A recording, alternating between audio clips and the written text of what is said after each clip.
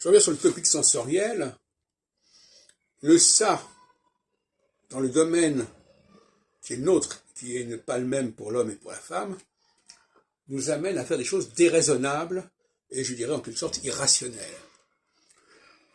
Et dont on peut généralement se mordre les doigts. Pour la femme, elle ne sait pas tenir sa langue, elle va dire des choses qui pourraient la considérer comme une traître, comme quelqu'un qui ne sait pas garder les secrets, qui divulgue des choses qu'elle n'a pas à divulguer. Pour l'homme, c'est plutôt sur le plan sexuel, qu'il se laisse aller à des actes répréhensibles, qui risquent de compromettre sa situation à la fois professionnelle et sentimentale, etc., etc. Bon, tout ça est bien connu et ça permet, de manière absolument définitive, de dire que les hommes et les femmes ne fonctionnent pas de la même manière, n'ont pas les mêmes valeurs, n'ont pas les mêmes fragilités, n'ont pas les mêmes vulnérabilités, n'ont pas les mêmes tentations. Je crois que c'est quand même essentiel de le dire. Le point faible n'est pas au même endroit.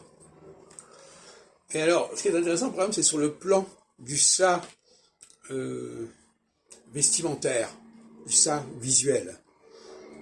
On voit une contradiction majeure entre les femmes qui affirment l'égalité entre les hommes et les femmes, qui affirment que les hommes et les femmes se comportent de la même manière, et qui ont visiblement des dérives sur le plan vestimentaire qui sont flagrantes pour tout le monde.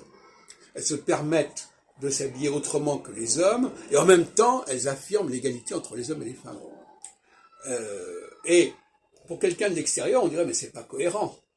Si vous voulez apparaître comme égaux, il faut vous habiller de la même manière. Eh bien ça, c'est pas possible. Il y a une tentation trop forte de se défouler sur le plan de l'apparence, sur le plan de l'habillement, ou du non-habillement d'ailleurs, et ça prime, ça l'emporte sur toute considération d'intérêt politique, d'intérêt social, qui voudrait normalement décourager ce type de comportement.